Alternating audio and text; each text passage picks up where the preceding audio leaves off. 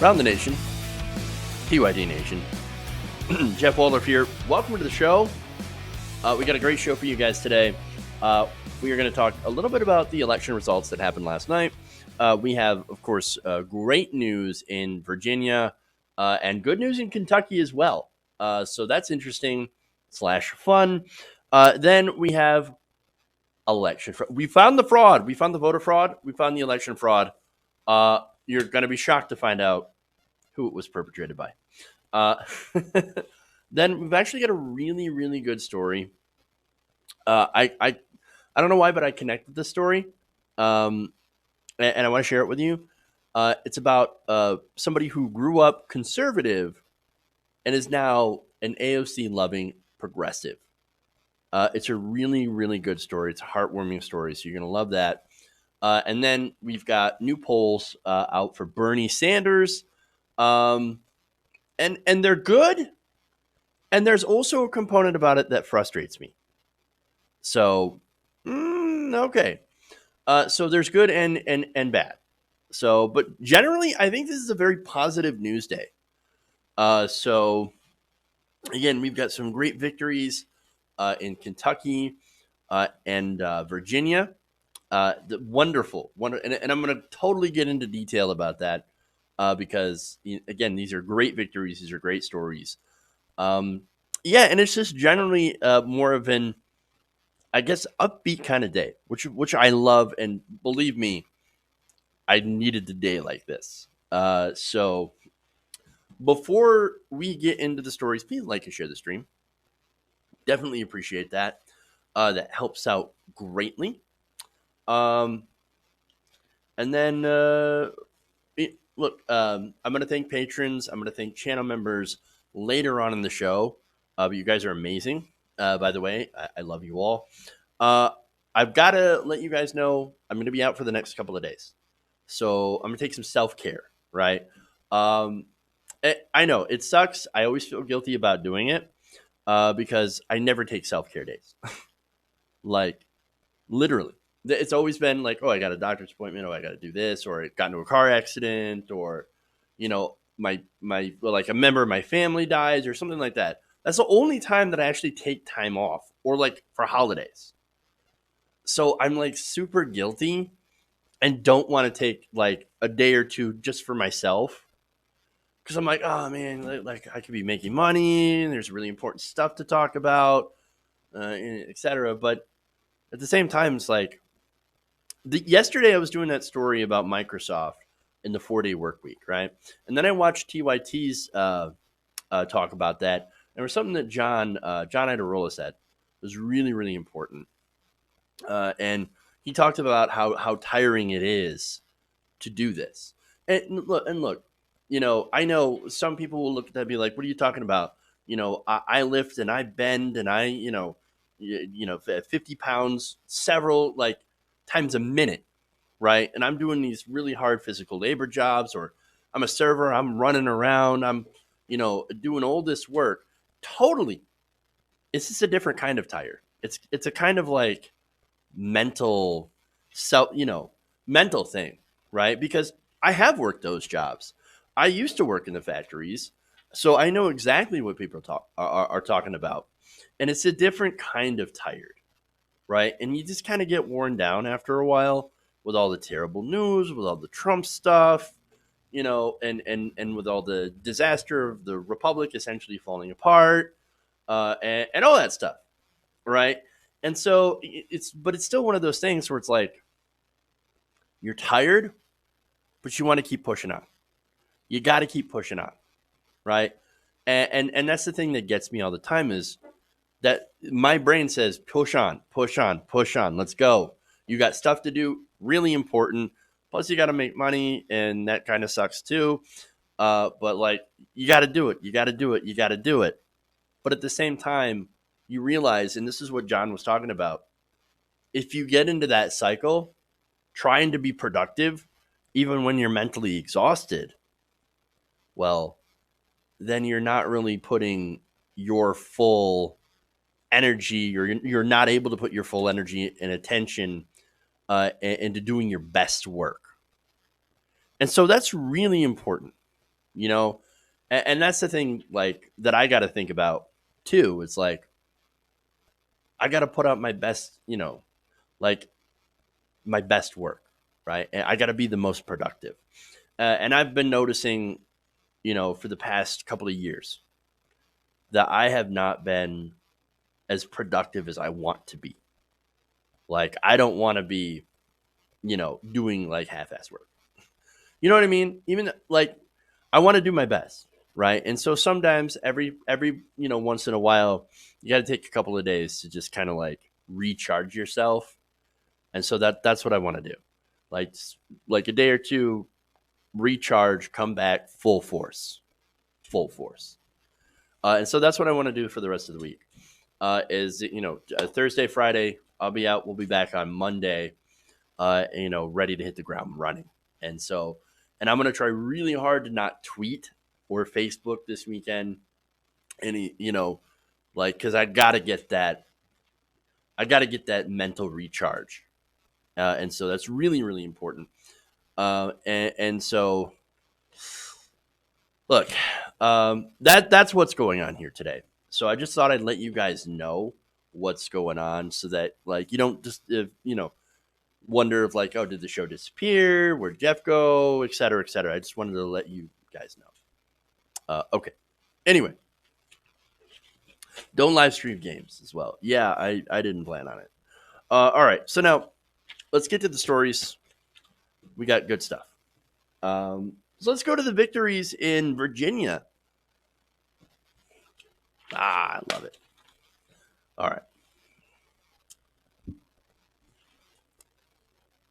So last night's election was full of wins for the Democratic Party. And even more importantly, actually a huge win for progressive policy. Progressives won big yesterday. So now, first, the Virginia Democratic Party has actually taken full control of the state government for the first time in nearly 3 decades. So they won both majorities majorities in both chambers of the legislature. So that's really, really important. And they actually did it by not running away from, but actually running towards and running on progressive policy. And one of the big things here is the Green New Deal, the embrace of the Green New Deal. So now, let me go give you a couple of examples of the people who had won. One of them was Josh Cole. Josh Cole, progressive, big booster of the Green New Deal. You also have Ghazala Hashmi. So now Ghazala Hashmi, like Ilhan Omar, is an immigrant from Somalia.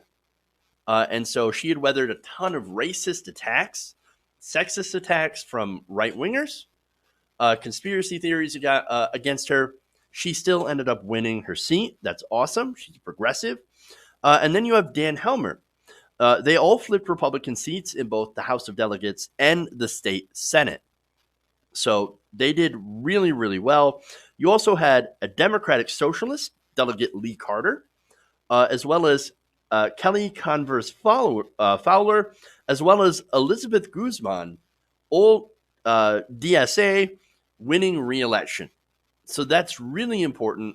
That's awesome. Okay. So now it appears from a lot of these wins that far from being unrealistic, pie in the sky and not palatable to the voters, the Green New Deal is actually becoming something that the voters really want to see. And that's backed up, of course, by polling. Now, in Virginia, and I didn't know this before, but I give great credit to activists on the ground for this. They managed to get the entire Virginia Democratic Party to unanimously back the Green New Deal.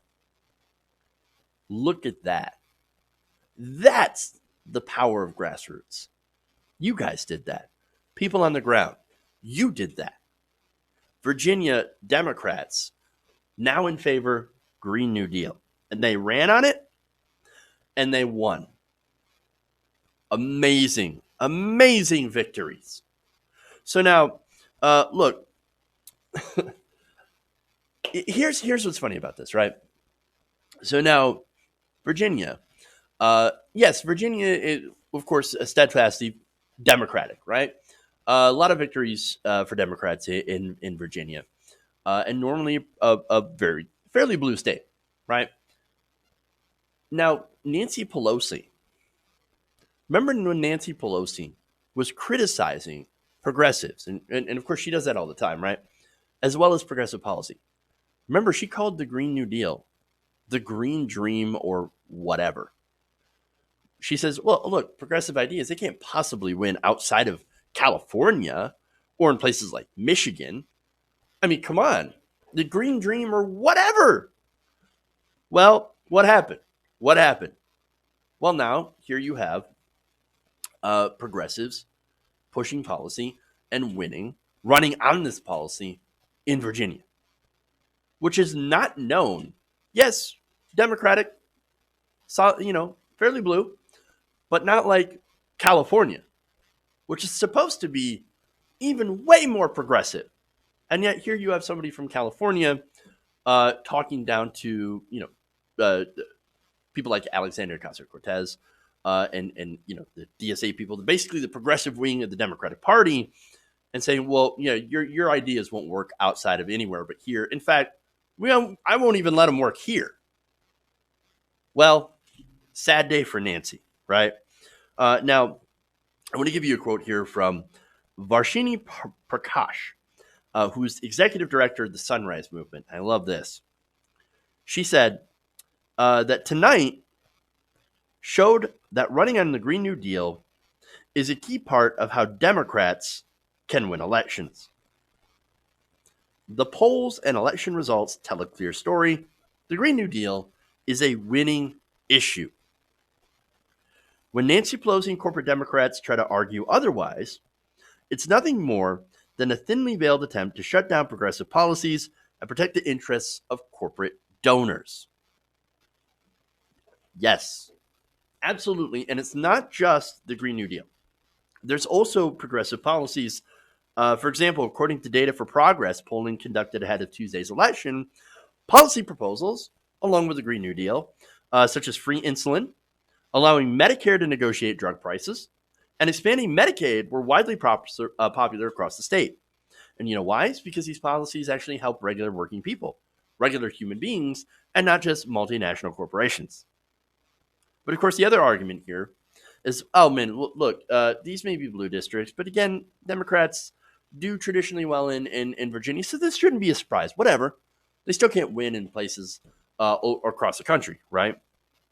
Well, except for the fact that Delegate Cole had flipped a district President Trump won in 2016, a conservative district.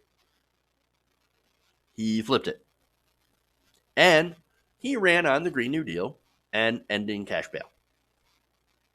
Fairly progressive. Just saying. What now? Look, Democrats can win on bold policy proposals. They can win on being unapologetically progressive and not instead running to the right and running to the corporations. No, because look, we already have a corporate party. It's called the Republicans. They're the party of corporations, big business, tax cuts, deregulation, etc. Now, of course, they also have the racism, sexism, etc. But here you have a corporate party that already exists. And by the way, all that racism, sexism, etc., it's basically all to get voters to vote for tax cuts and deregulation. So we already have the corporate party. Why can't the Democrats actually be the party of real people, of progressives? Now, let me give you a tweet here, because this is great.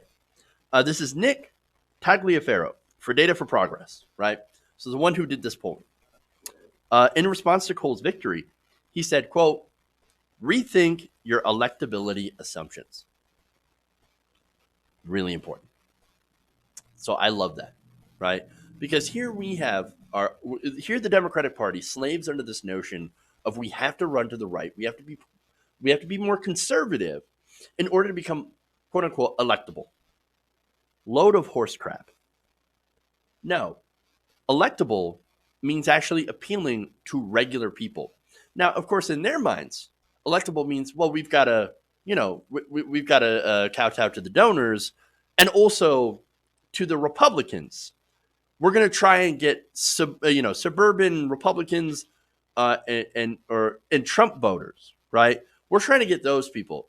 No, you don't try to get those people. You actually try to excite the majority of the country who are mostly progressive, as well as the independents who are also lean progressive. And so there it is, right? I actually try populism for once because it actually works. Now, let me give you another quote here. Last one. This is Evan Weber, the Sunrise Movement's political director. They also said that Tuesday's election demonstrated that when candidates reject corporate money and run on ambitious plans to tackle climate change, lower utility costs, and create good jobs, they win, despite right-wing attack ads trying to paint them as too radical, which of course happened not only in Kentucky, but also anywhere that they run, against Republicans, basically. That main line of attack is, look at these Democrats. They're socialists, they're communists, they're too radical, they're unrealistic, and that, of course, gets used by the corporate Democrats as well to attack progressives. They'll never be able to win. Look at what they're trying to do. They're going to raise your taxes, et cetera, et cetera, et cetera, right? That's not true. In reality, these policy proposals, while yes, are bold, they're also more realistic because what's not realistic is allowing climate change to continue as is. It's not realistic to allow, basically for our planet to become uninhabitable. It's not good for business, it turns out. Habitable planet, good for people, also good for corporations. Weird. But look, let me get to the last part of that quote, by the way. And this really is about the future of the progressive movement and democratic politics. Quote, this is the roadmap Democrats need to follow in the years ahead. Well, absolutely right. Turns out that if you do use this roadmap and you fight for the people and you use populism, you might actually win. Who knew? Okay. All right. Moving on. Fun Trump stuff.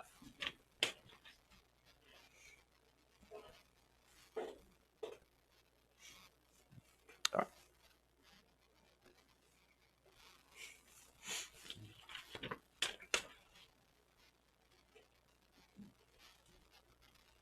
That big message to the rest of the country.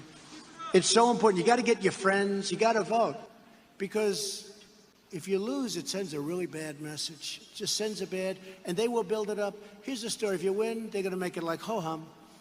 And if you lose, they're going to say, Trump suffered the greatest defeat in the history of the world. This was the greatest. You can't let that happen to me. Well, apparently they let that happen. That aged poorly. So we're already having fun. So now what you saw there was a rally on Monday where, as you could see, President Trump had begged his fans to go out and vote for incumbent Governor Matt Bevin. Now, Matt Bevin did not win, despite the fact that he's pulling a Roy Moore and not conceding, even though he was beaten by about 5,000 points by Democratic Attorney General Andy Beshear.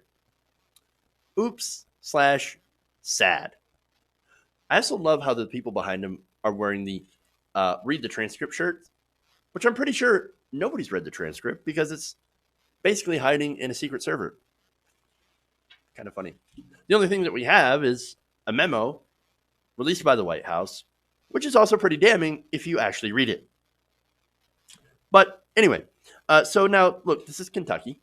And so fairly conservative, right? And so it's a big surprise that you had a Democrat that beat Matt Bevin.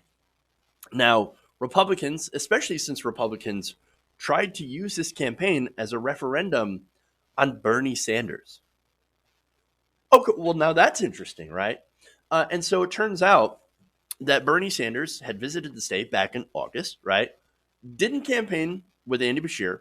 Andy Beshear did not mention Bernie Sanders whatsoever.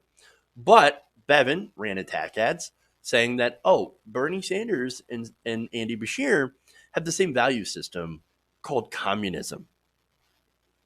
So look, on and on. He tried to, tie the campaign with Bernie Sanders, and it turns out, oops, wasn't exactly effective. Backfired. Why? Because Bernie Sanders is strangely incredibly popular. Or not strangely, because he's a great progressive and he's been very consistent on the issues. The issues that are super popular.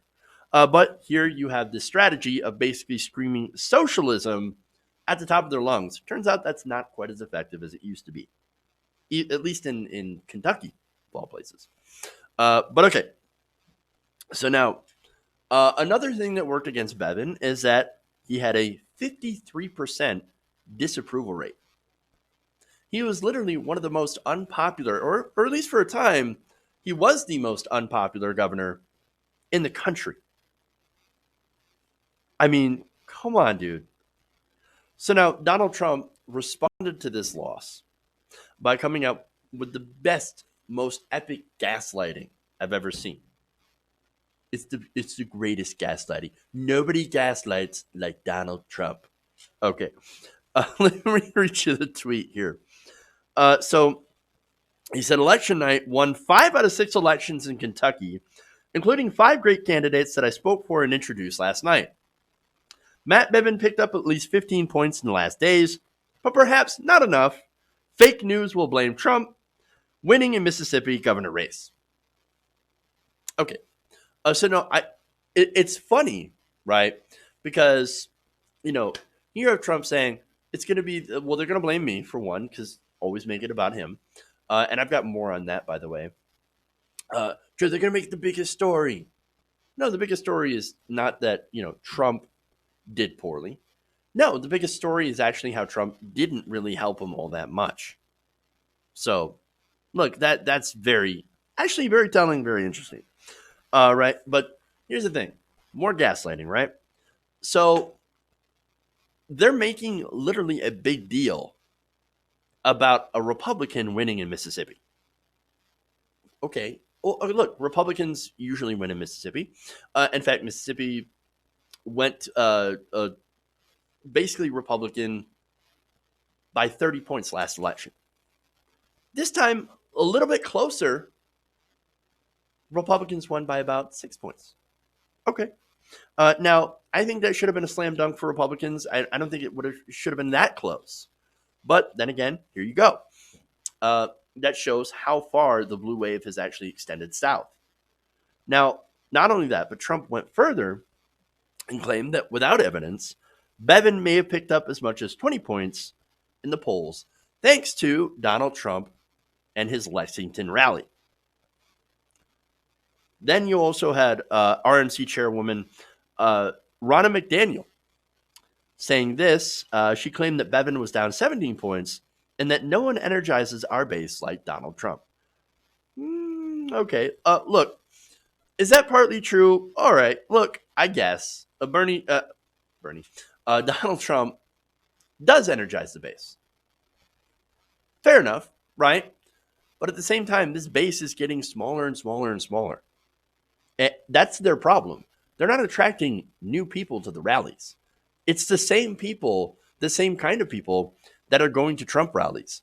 The problem with him, with Trump, is that he is not appealing to more and more people. He is appealing to less and less people. Big problem when it comes to re-election.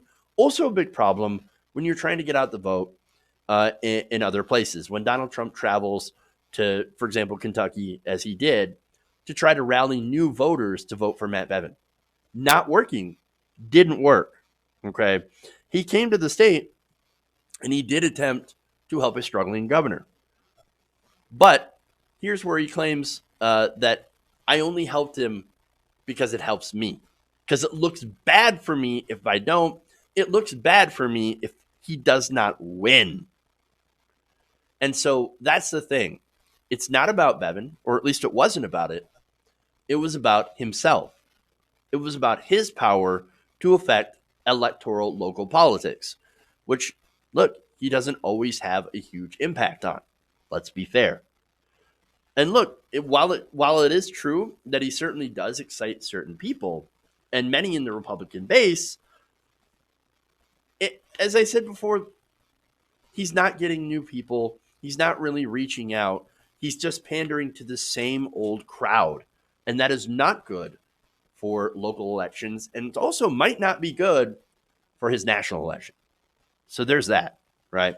Uh, but I think the thing that I want to focus on a little bit more is how he tries to make it about himself, and that's what he's trying to do, right?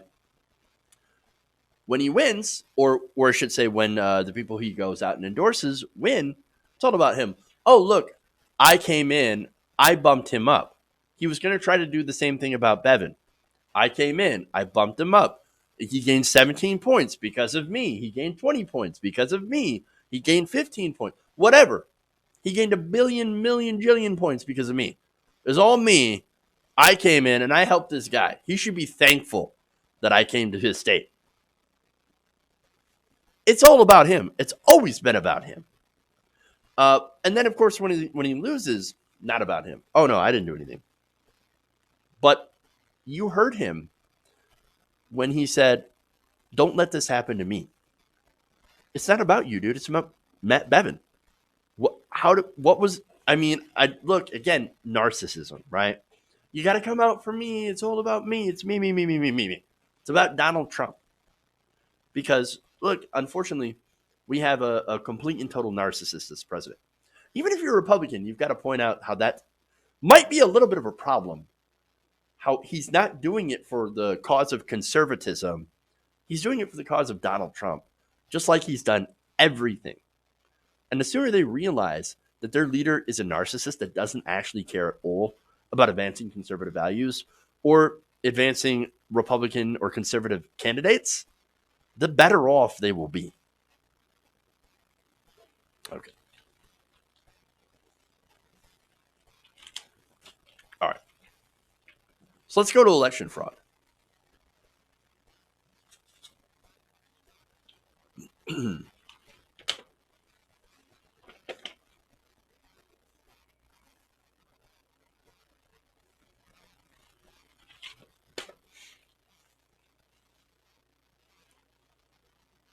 It appears we have found two new cases of election fraud.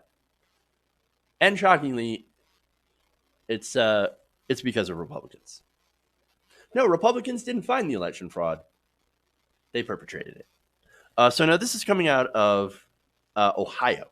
ABC6 reported that Marion County Republican officials John Matthews and Robert Landon broke the law by distributing fake campaign handouts designed to look like sample ballots. Turns out you can't actually do that. A little bit illegal. These sample ballots reportedly look like real voting ballots, but with boxes that highlighted all the Republican candidates.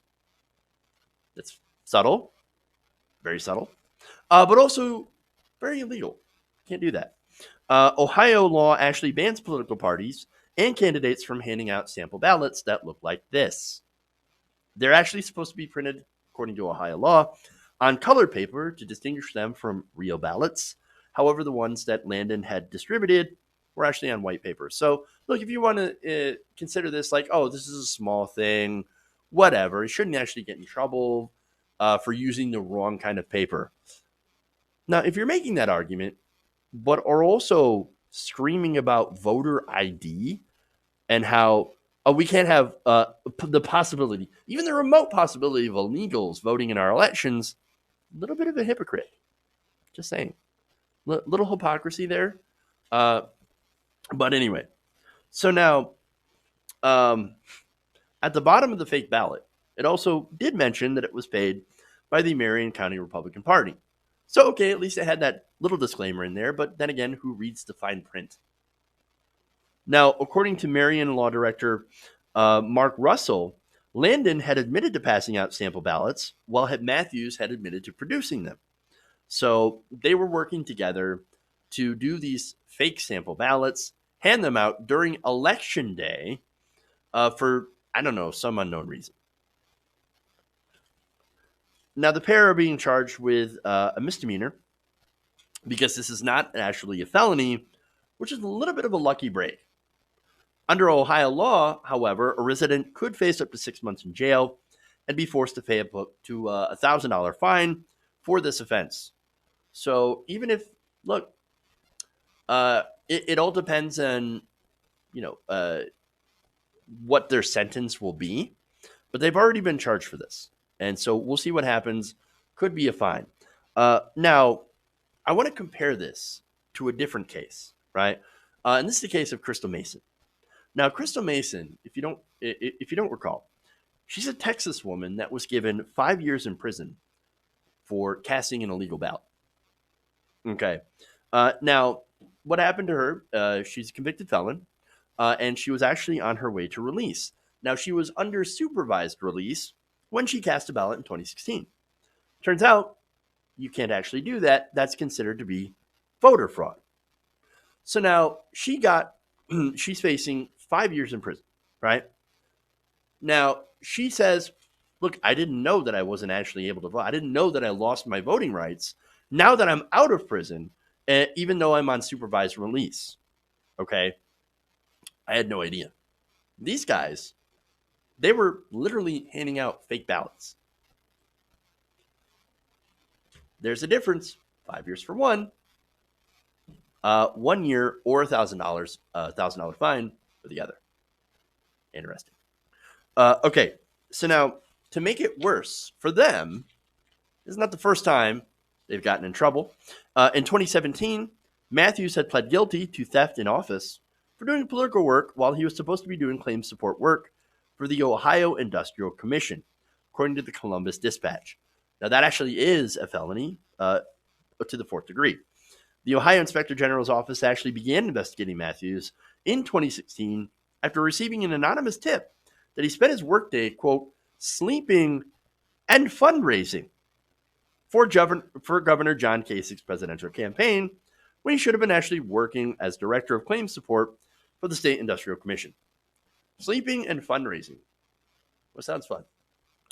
He was given 1 year of probation in order to pay a restitution of about $4,062 by Franklin County Common Pleas Court Judge Guy Reese. James Mankin, chief legal counsel for the Inspector General, said at the time that a conviction for theft in office precludes Mr. Matthews from holding in a position of trust in government. So he couldn't run for government, but that didn't stop him from getting involved in literally printing off fake ballots that Mr. Landon had tried to hand out in order to help him get elected, by the way. Now, Matthews ended up having to vacate his seat on the Ohio Republican Party's governing body, but again, that didn't stop him from creating these phony ballots. So you want to talk about fraud? Well, who's doing the fraud? Unfortunately, most of the time, it's mainly Republicans. Now, a couple more examples here. You have Terry Lynn Rote, who's an Iowa woman who tried to vote twice for President Trump, and Russ Casey, a Texas justice of the peace, who admitted to turning in fake signatures in order to get on the primary ballot.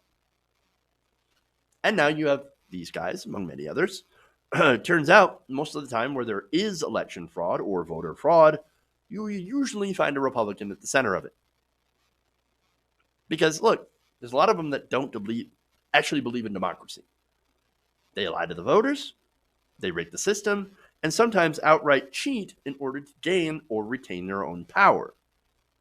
The motto of these people, and I'm not saying all conservatives believe in that, or even all Republican officials, there seems to be a lot of them that go by the motto, if you can't beat them, cheat them. Okay. So I'm going to take a break. We'll come back. We'll have patrons, super chats if we have any, channel members, and comments. So we'll do that. We'll come back in a couple of minutes for that. So if you could, please like and share the stream. And I'll see you in a couple of minutes around the nation.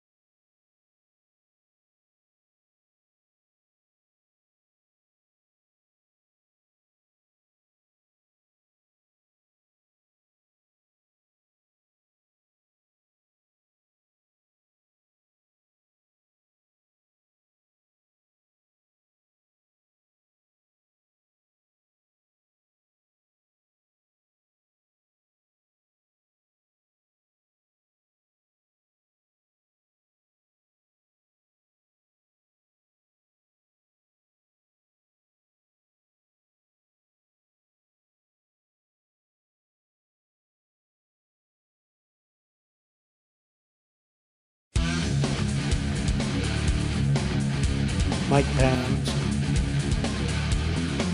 Please clap. Welcome back to the show. Around the Nation right here, TWT Nation. Jeff Waldorf here with you. Okay, so we've got comments, we got super chat, we've got all sorts of stuff.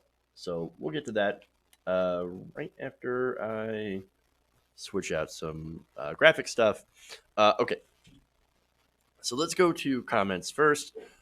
We have super chat actually from Sarge Tech says take some time off. We love you know what healthy mind and body. Love all of us. Well, thank you very much. I really do appreciate that. And I hate taking time off, so I hate slash love it. uh, love actually being off, but also hate taking the time off away from you guys because look, I love what I do. Make no mistake about it. And you guys are amazing and wonderful, and I love seeing you guys in the chat and watching the videos every day. At the same time, yeah, sometimes I'm tired and need a little break. So I really do appreciate you guys allowing me to take some time off for just a recharge. I really do appreciate that. Okay, another Sarge Tech again with a member comment as well saying cheating, lying, fraudulent, bogus, subversive Republicans they're not to be trusted. I agree with that. Mr. Elder says the right wing is the minority in this country, and the majority goes left. And the only reason Trump is president is because of the Electoral College, which is an undemocratic institution. Also, they're part of a compromise to keep a racist system in place. So you're absolutely right about that, Mr. Eldon. Chris War says Republicans aren't smart enough. They throw money at the problem, which they accuse Democrats of doing all the time, by the way. So that's always fun. And Ruth Rudin says, I'm on Social Security that I've had into my entire working life. That SOB, assuming Trump, wants to cut it. My entire family is voting Bernie, including my granddaughter, who will be voting for the first time. Well, that is wonderful. Thank you, Ruth. That's great to hear. I love it. Okay. That's it for comments, super chats, etc. So let's go into thanking some channel members. I want to thank Nellie Hund and Tammy Stitt. Also, patrons, patreon.com/TWTNation, Alex Skowecki, Ali Yeldrum, and Alicia Greer. So thank you to all those people. You are why this channel exists. So thank you. All right. Let's go to another good story. We have an ex-Republican, ex-Trump supporter going to over to the good side.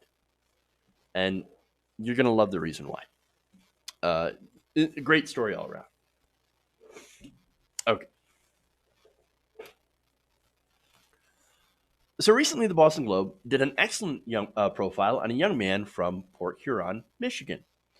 So now this young person, he ended up growing up Christian and very conservative in that area. And like a lot of people who grow up in that environment, never really question it, anything different until later on. So now, one of the ways that allowed for his transformation from a conservative Christian, an evangelical, to basically a vegan progressive is actually going to a Turning Point USA rally. Well, now that's interesting. So now, this young man is 21-year-old Gianni De Trapani. So now in 2016, he ended up casting his first ever vote at 18 for Donald Trump. So now his family, of course, is full of Trump supporters. Mother's a very big Trump supporter, as you're going to see from some of the quotes that I have here later on. And the whole town basically full of conservatives and Trump supporters and evangelical Christians. So now what changed is he started going to college. But wait, no, that wasn't the immediate change. Look, he actually went to college and he was prepared to fight against liberals, right? To fight against the libtards. And so he memorized talking points from Fox News and he's ready to fight to defend his, conservative Christian beliefs, right? He would get in debates with liberals and progressives, couldn't wait to be challenged. Young conservative firebrand, right? So now, one thing that kind of distanced him from the Republican Party, or at least Republican Party talking points, and this is actually extends to a lot of younger conservatives is the fact that he was worried about climate change. He believed that climate change was, at least men had contributed to climate change. And so, yes, like a lot of younger people, even younger conservatives, he was worried about the planet. And so, in fact, like I said, he shares a lot of that with a lot of younger conservatives, which I think is excellent. According to an Ipsos survey taken back in September, some 77% of young Republicans, these are millennial Gen Z conservatives, they actually say that climate change is a serious threat to the country and to the world. I love it. Okay. They actually accept the facts. That's what I love. Now, 59% of Republicans in that same poll also backed the idea of a Green New Deal. So that was back actually before it was put into policy, to be fair. So now, young conservatives, very concerned about the climate, as was this young gentleman. So now that actually led to the split between DiTrapani and the conservative movement and the Trump movement. So now this was during a turning point event. This was held at Michigan State University. So look, there he met Ben Shapiro and he was like, "Oh my God, I love how you debate," which is hilarious because all he does is talk really, really fast. That's Ben Shapiro's debate style, right? Talk really, really, really, really fast. Okay. But all right. So it wasn't Ben Shapiro that was there because actually, when Shapiro was speaking, he's like, "Hey, don't just follow people blindly, et cetera, et cetera, et cetera." Right? So that's funny because the next speaker, Sebastian Gorka, did just that. He's like, "Follow Trump. He's a god, basically. He is the messiah for conservatives." So DiTrapani looks at that and is like, "Wait a minute. Okay, that's a little strange." But really, when he started to be disturbed, is when they started talking about fossil fuels. In fact, there was a speaker named Alex Epstein who said during his speech that increased CO2 emissions, carbon emissions, were actually a good thing. They were a positive sign of economic development. Oh, see, more CO2, good. That means jobs. That means economic development. That means great things. But what about the climate? We don't care about the climate. In fact, that same speaker passed out "I love fossil fuel" pins. Okay. So now he said that when that happened, he was very disturbed and that he did not like the fact that so many of his fellow conservatives were actually cheering on the rhetoric that completely was completely contradicted by basic scientific understanding. He's like, "I'm surrounded by stupid people." In fact, he told the Globe, quote, "Is this what conservatives really think?" Yes, it is what they think. They literally think that climate change is a hoax, that it's not real, that it's perpetrated by the wealthy elites like Al Gore in order to raise your taxes. I'm not kidding. I'm not kidding. That's what they think. Uh, he said, quote, "The climate really changed my mind." The environment also led him to becoming a vegan. So he was so worried that he decided to give up meat. Which, look, I give him great, great credit for that because that's something that I can't do. Like, that's one of my personal failings, and I'll be honest about that. I think that like that is a huge, huge thing, and he's not like going around and saying you need to do that, you need to do that, you need to do that. But he's just saying, look, I can't do that anymore. I think cutting down on my meat consumption actually does help out with the environment, and he did convince his mom to do the same thing. Again, mom, super Christian, conservative, Trump loving person. And even she's like, "Yeah, I'm actually kind of worried about the environment now. Enough for me to actually go vegan. And not only that, but I'm actually healthier because of it." Wonderful. Okay, great. Now, something else that led DiTrapani down the road to progressivism is the fact that he's also gay. Now, at first, he was like, "Look, yeah, I'm gay, but I'm not letting that get in the way of my conservatism because my main focus is economic. I want lower taxes, less regulation." Now, of course, that's another major shift among young conservatives. They're actually less socially conservative and they're more concerned about the individual, right? Oh, I want individual liberty. I want less taxes for corporations because that means more jobs, etc. and less regulation because regulation kills business. Okay. Now, again, big shift, right? And the reason is a lot of young people now they've grown up with people who are gay. They get friends that are gay, that are transgender, and so they're like, that's not a big deal for me. These people, they're like, these are my friends, these are my family. They're fine. I don't care. I don't care if somebody's gay. That doesn't impact me. That doesn't hurt my liberty, right? My personal freedom. So look, I'm not affected by it. Okay, now, again, this is a trend among younger conservatives who are actually becoming more socially liberal, but are still, again, massively fiscally conservative. So now it's mainly the older Republicans that are more anti-gay. So now, by his sophomore year in college, back to Gianni here, he actually became a fan of Bernie Sanders, Elizabeth Warren, and Alexandria Ocasio Cortez. So gay, vegan, progressive. And that, of course, got him into a little bit of trouble with his family. At one point, his mom snapped during a discussion and said, "What are you, a libtard?" Not good. So, but look, generally, his mom tries not to get into arguments with him as much because she is still super Christian, super conservative, and still pro Donald Trump. Okay. So now there's a few reasons why this story was so interesting to me. And you should go and read it. It's the Boston Globe. And I will link to it in the description of the story. But for one, hey, Michigan. Like, we're both sons of Michigan. Gotta love it, right? But no, more, it's about how people are changing, right? How even conservatives are changing and becoming more liberal. What, like, so one thing that really kind of stuck out to me is his mother, right? Again, diehard conservative, and the reason that she's a conservative, other than her religion, of course, is that she sees or she is overwhelmed by what she sees as the rapid pace of change in American culture. She said, "quote I don't want to know everything. I just want it to be like it was." You know, look.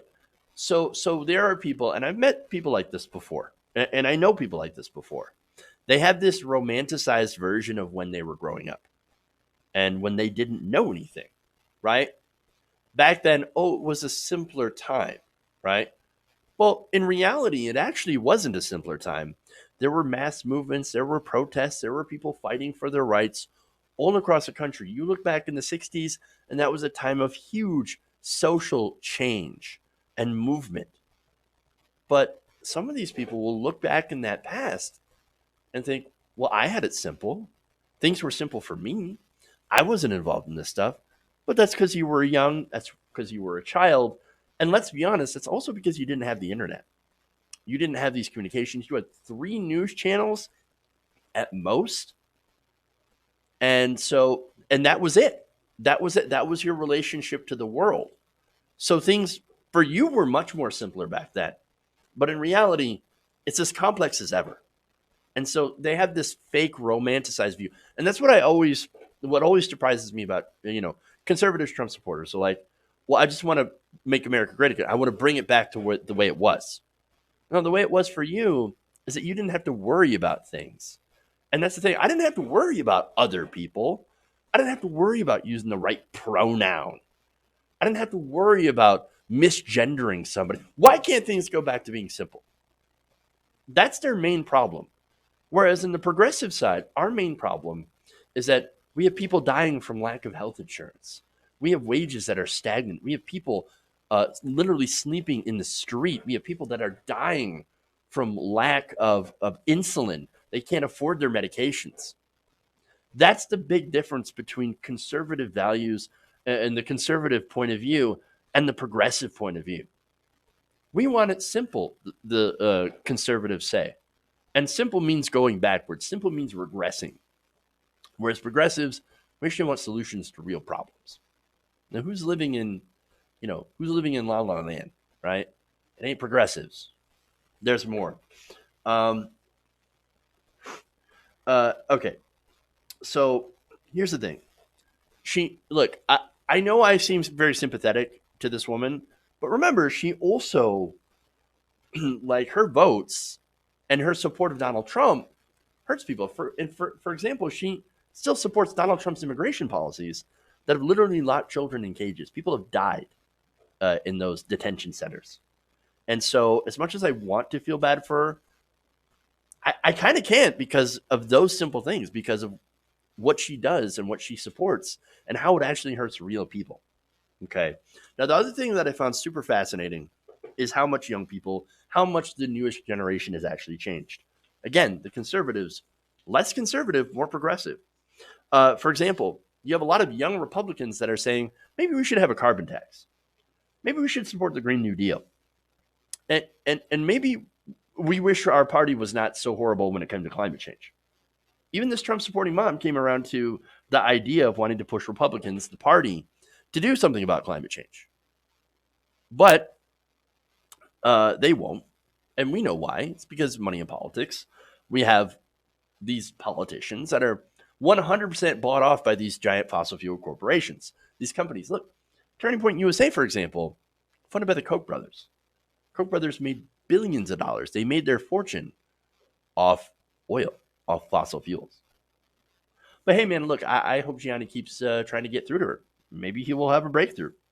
And the reason that I love this story is about, look, it's about change, right? It's about how people can change, how people can change their beliefs. And it happens all the time. I love it when people are, change their beliefs when they're presented with new evidence. And that's important. When you get new perspectives, when you get new points of view. I love that. And look, the reason that I love Bernie Sanders, by the way, is because he's been consistent. But at the same time, I love it when people change their mind based on the facts. I love the stories of former conservatives, diehard Republicans, Trump supporters, etc., when they embrace the light, so to speak, and come to being a progressive. I love stories like that. There is something inherently wonderful about that. Not just in gaining a new ally, but seeing somebody that wakes up. I love to see it. So, look, as a fellow Michigander, I welcome people like Gianni. I love it. I'm glad they're part of the movement. And I hope he and the other young people, young Republicans, come around to our side to change the world and make things better for not only for people who believe in liberal values, so to speak, but everyone. Okay,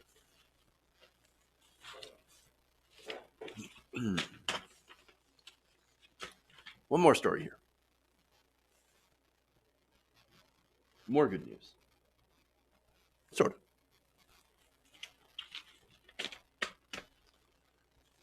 All right.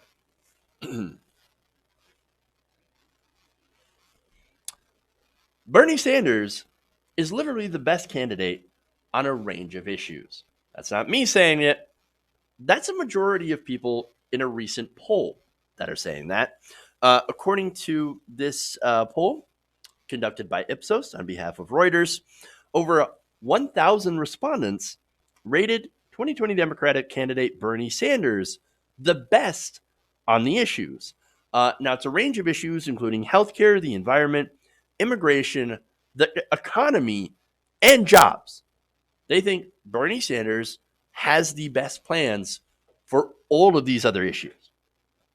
So now, this poll, like I said, Ipsos Reuters poll, conducted between November 1st to the 4th, asked respondents to rank candidates on the issues. Now, those candidates included Joe Biden, Bernie Sanders, Elizabeth Warren, Pete Buttigieg, Beto O'Rourke, who is now no longer in the race, and Cory Booker. So they didn't mention Kamala Harris. They didn't mention Amy Klobuchar. I'm sure, look, if they had asked Klobuchar, she probably would have cleaned up. Those of you who know me know that's a joke. Okay. Now, among independents and self identified Democrats, Bernie Sanders happened to be the preferred candidate in every policy category. 16% of respondents agreed that Bernie Sanders was the best on immigration, followed by Joe Biden with 13 and Elizabeth Warren with 10. The same ranking of the top three candidates was similar when it came to the economy and jobs. Sanders was the clear preference when it came to healthcare at a total whopping 24%. Elizabeth Warren, 15%, Joe Biden at 14%. Sanders was also substantially ahead when it came to environmental issues, such as the Green New Deal, polling at 20%, and Biden compared to Biden's 12 and Warren's 11. Now, the poll also found similarly plurality support for Sanders' policy positions when narrowed for only self-identified Democrats, with Sanders having a lead in healthcare and the environment, but tied with Joe Biden for the top spot when it came to the economy and immigration. Now, what's funny here, or not exactly funny, but so this poll found that pretty much Bernie Sanders ranks best on policy. Everyone likes Bernie Sanders, at least self-identified Democrats, as well as independents, very important voting blocks, especially for a primary, but also for a general election. They found Bernie to be the best, hands down, when it came to all these policies. And yet, there is a problem with this. It turns out that he only came in second when it came to people actually voting for him. Only 15% of respondents said that they would vote for Bernie Sanders if the primary were held today, compared to 22% for Joe Biden and 11% for Elizabeth Warren. So Warren actually in third. So Bernie Sanders does come in second, but he's down by 7 points. So now the question is why? Why is it that the candidate that people trust more on the issues and think is best on the issues, but yet won't vote for him or would rather vote for Joe Biden? Well, the answer is the ridiculous argument of electability, of course. So now, though they prefer Sanders on the issues, 29% of respondents said that in the new poll that they're voting for Biden because he's most likely to beat Donald Trump in the general election. Of course. Garbage. Absolute garbage. You know why? Bernie beats Trump, hands down. Let me give you some examples here. I've got polling myself. All the national polling matchups have Bernie Sanders beating Donald Trump by a wide margin. So let me go to Real Clear Politics, who has a lot of averages on this, right? So the Real Clear Politics average, Bernie versus Trump, has Sanders beating Donald Trump by 7.9 points. And when you break it down poll by poll, and these are all recent polls done pretty much by the end of October, right? So that's where these numbers are coming from. You have an ABC News Washington Post poll that is Sanders beating Trump by 14 points. Fox News poll, Bernie Sanders beats Trump by 8 points. An IBD TIPP poll has Sanders at +7. An Emerson poll, Sanders +2. CNN poll, Sanders +9. Survey USA, Sanders +8. And Quinnipiac has Sanders at 7.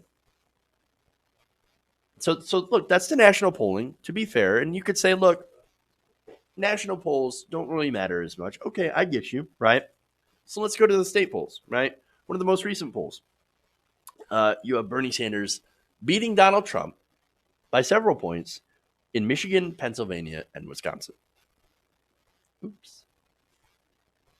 Other polls have him up in Arizona. Other polls have him up, or sometimes in three-way ties with Joe Biden. Okay. But that's, of course, the primary. Look, other polls have him, again, beating Donald Trump. Okay. Well, here's the thing. So now, the reason this is important is because who the Democrats select in a primary obviously is going to go against Donald Trump. But not only that, but they're also going to lead the Democratic Party into the post-Trump era, which means they're going to try to lead on policy. Now, if you care about policy, Well, then obviously, if you believe that Bernie Sanders is best on policy, then why would you not vote for him? Doesn't make any sense, right? Uh, and not only that, but look, when it comes to the primary fight, Joe Biden is not going to be on top anymore. No, this is going to come down to a race between Elizabeth Warren and Bernie Sanders. Look, Joe Biden, I've reported before, his fundraising is an absolute mess. Bernie Sanders has the most cash on hand. He's taken money from small donors, and only small donors, nor corporate PAC money. Whereas Joe Biden has a super PAC already. Bernie Sanders is the largest volunteer army all across the states. And as you just saw, does really well in polling. He has surged in other polls since getting endorsed by three members of the squad. Now, new news today, Ayanna Pressley came out. She endorsed Elizabeth Warren. Makes sense. She's from Massachusetts. And so, okay. But the three other members of the squad on Bernie's side, are any of the progressives on Joe Biden's side? No, of course not. None of the dynamic progressives. No, where Joe Biden does well is wealthy white suburbanites. That is not the core base of the Democratic Party. The core base is working class people of color. And that's where Bernie Sanders does the best. Teachers, educators, Walmart workers, Amazon workers. And that's where Bernie Sanders does really well. And those are the people who are going to turn out on election day if Bernie Sanders is on the ballot to go and beat Donald Trump. So, look, not only that, but look, we ran with a centrist last time. You know what happened? We got Donald Trump. So I don't quite get it. Again, voters love Bernie's policies, but here you have mainstream media pundits, and I think this is probably why, that keep saying he can't win, he can't win, he can't win. Well, the American people keep thinking, well, I really like him, and I love his policy, but I keep hearing that he can't win. So that's deeply frustrating to me. Turn off CNN, turn off MSNBC. Stop listening to those guys who are really trying to defend basically themselves from actually paying more in taxes. They hate Bernie Sanders. They hate progressive ideas. And they want to preserve tax cuts for themselves. Turn them off and start looking at independent media who actually tells the truth, who actually talks about this, and who actually advocates for the working class. And so, again, frustrating, right? And look, never have I seen before, by the way, a party attempt to shut down a wing of it, basically itself, a part of itself, like I've seen the Democratic establishment try to shut down the progressive wing. I have never seen it, but that's what it is. Now, one more result. Respondents were also asked which candidate would best unify the Democratic Party, which, again, kind of a ridiculous question, right? Yet Biden won that by 19% compared to Sanders' 16%. So, look, if you listen to Bernie Sanders, if you've ever been to a rally, if you listen, not at clips taken out of context or, attacks against, against him by the mainstream media, listen. If you really listen, his main goal is getting people together, is unifying people, unifying the 99% against the 1% in favor of getting better wages, healthcare for everyone, and to enact racial, social, and economic and environmental justice for all Americans. He's exactly the kind of person that we need to unify the party around regular people. But there are people out there, they don't want this to happen. They're the ones at the top saying, unity, unity, unity. We've got to unify. We've got to unify around someone else, not around the person that has the best policies. No, we got to unify around the centrist because he will beat Donald Trump. Look, they're doing everything they can to keep us in the working class fighting each other. And that's the problem here. We've got to forget this, electability argument. We got to ditch it. We got to ditch it. What we have to do is support a real progressive and someone who's actually fighting for us. So, and in order to do that, we've got to make the case why electability politics is ridiculous, why we don't need it, and how focusing on that electability politics is why Democrats lose, why we continue to lose to monsters like Donald Trump. And we need to let everyone know, based on the facts, that in the end, Bernie beats Trump. So if you want to beat Donald Trump, there's one way: vote for Bernie. Okay. I think I'm fairly clear about that. All right, guys. Thank you. Love you guys. Please like and share if you haven't already. Please consider supporting us, patreon.com/TWTNation, or becoming a channel member. Thank you so much for watching. Love you guys. Off for the next couple of days, but we'll be back Monday for a brand new awesome show. So thanks, guys. Love you. And remember, change begins with you. Good night, nation. See you guys later. Keep up the fight.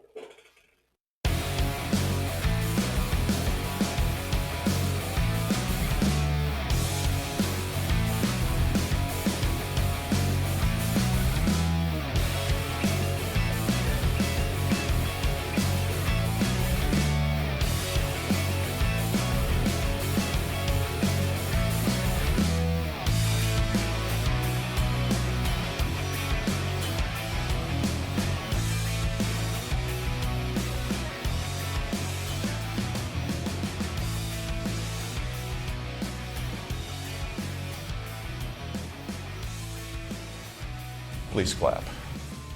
Mike Pounds.